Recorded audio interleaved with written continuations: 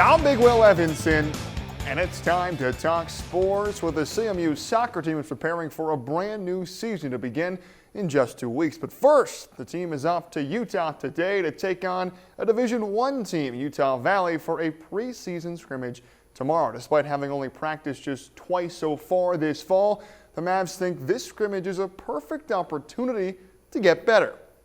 It's just good to get some minutes in right away and get some match fitness for the guys.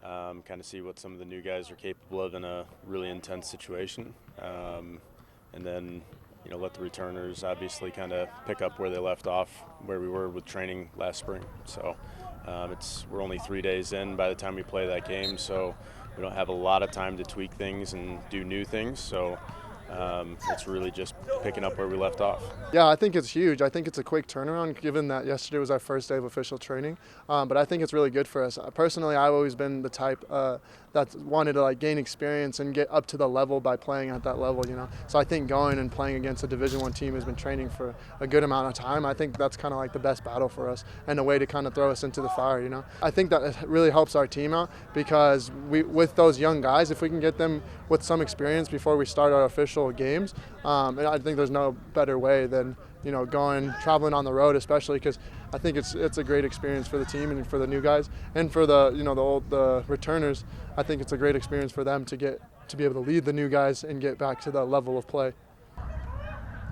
Scrimmage, it'll be time to focus on regular season game number 1. The opener versus Texas A&M International on the 31st is coming fast, and the boys are hard at work getting ready. Join us later today on Fox 4 and right here on KREX 5 for a deeper look at the team as they prepare for what they hope is an improved new season.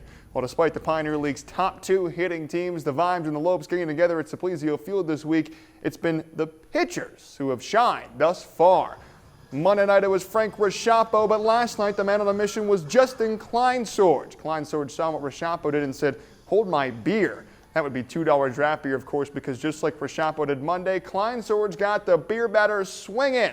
But last night, Kleinsorge had one of the greatest pitching performances in Pioneer League history. And here you see just strikeout after strikeout after strikeout. Kleinsorge had 11 on the night. And through 8 innings of this game, folks, Justin Kleinsorge did not give up a single hit.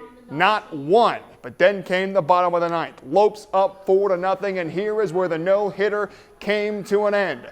Matt Hogan with a 2-run shot to stop history from happening and get the Vibes within 2 of the Lopes. But still a remarkable performance from Kleinsorge, who came oh so close to capturing that elusive no-hitter. A rightful standing ovation from the crowd and a tip from the cap of Kleinsorge as he finished with 8 innings pitched, 2 earned runs, 11 strikeouts, but just the 1 hit given up.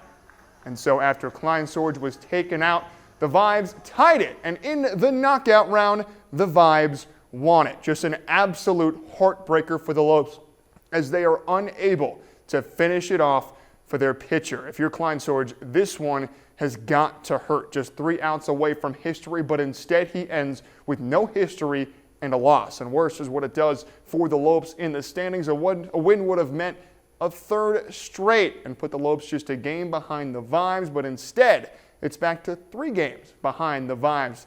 The Lopes still have 4 more games against the Vibes to try and even it up in the standings. The rubber match tonight from Saplesio Field gets underway at 6:35. That's all my time for sports. I'm Big Will Evanson.